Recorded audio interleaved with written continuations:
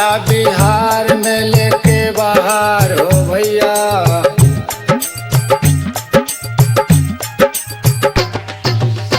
आजा बिहार में लेके बाहर हो भैया। अपनी जनता के सुने लो पुकार हो भैया। अपनी जनता के सुने लो पुकार हो भैया।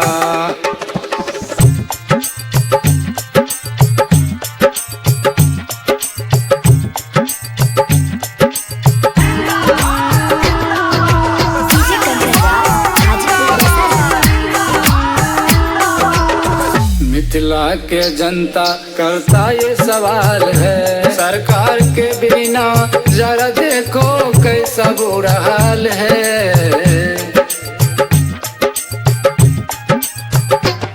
मिथिला के जनता करता ये सवाल है, सरकार के बिना जरा देखो कैसा बुरा हाल है।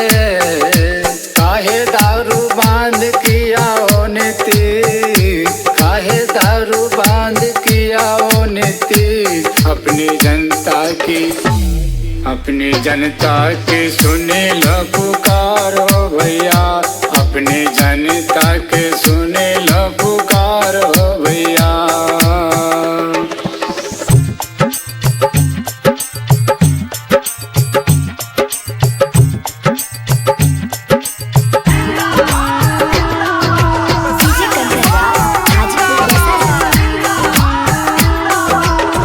आया बिहार में प्रशांत किशोर, देखो भैया ये तो नेता है बेजोर।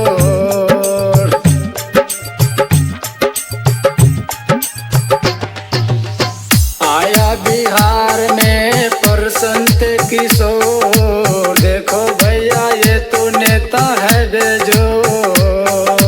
गाँव घर में बिकता है जहरीला शराब, मिथिला के जनता देखो कैसा है बुरा हाल। अपना हरिदेव के सुने लो पुकारो भैया।